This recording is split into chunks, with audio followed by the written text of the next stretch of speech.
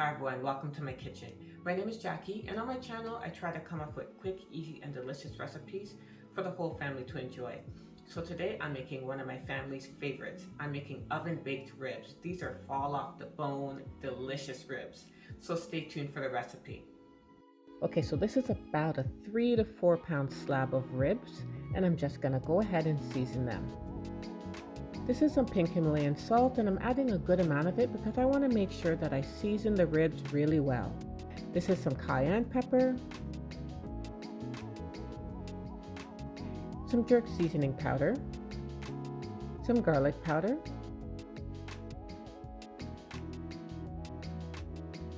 and onion powder. And I'm just rubbing in all the seasoning well on this side.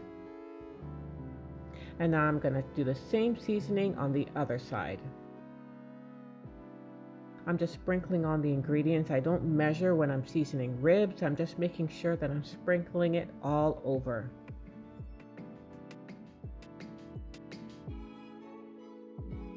So now I'm going to cover this with some foil, and I'm going to put it in the fridge to marinate overnight.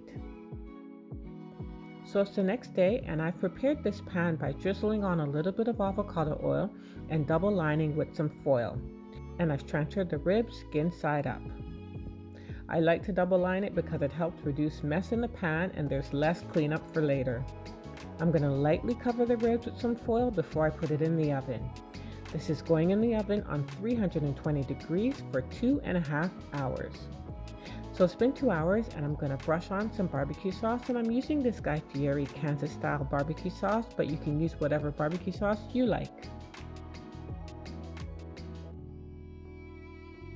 This is going back into the oven uncovered for the remaining 30 minutes. And here they are. These ribs are nice and tender and so packed with flavor, you're just gonna love them. Thanks so much for watching, and happy cooking!